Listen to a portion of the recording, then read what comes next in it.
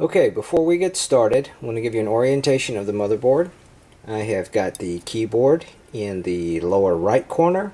I've got the processor in the upper left corner, and memory is I'm facing the back side of the memory.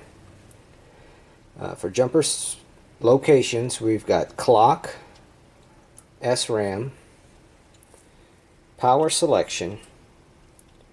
Up here is for clearing password and your BIOS setting. We'll go over it, but you're probably not going to need to adjust that. And then on the back side, we've got voltages back here behind the processor. Okay, for clock, as you can see, clock 1, clock 2, and clock 4 are all jumper to pins 1 and 2. Clock 3 is jumper to pins 2 and 3. For SRAM, you can see pins 1 and 2 are jumpered. For power, I am using ATX. I am using pins 2 and 3, so that would mean this is pin 1, and then pin 2 and pin 3 are underneath the jumper.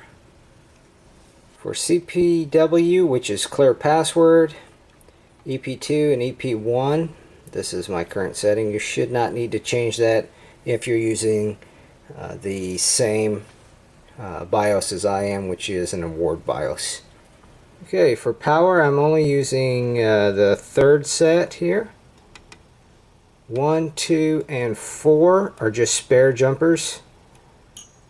Only the third set is jumpered. Okay, these are the memory jumpers. I'm using SDRAM, and for these, this is the heatsink right here. So if you follow the heatsink and you look right here at the VIA chipset, it resides right in between them. For jumpers 1, 2, and 3, I'm on pins 1 and 2. On jumper 4, I'm on pins 2 and 3. Jumper 5, I'm on pins 1 and 2. And jumper 6, I'm on pins 2 and 3. Okay, so that wraps up this video. I hope it was helpful to everyone out there, especially Enoch Poison. This video was made specifically for him, but if anyone else can benefit from it, I hope that that is the case. If you have any questions, comments, or concerns, please leave them below.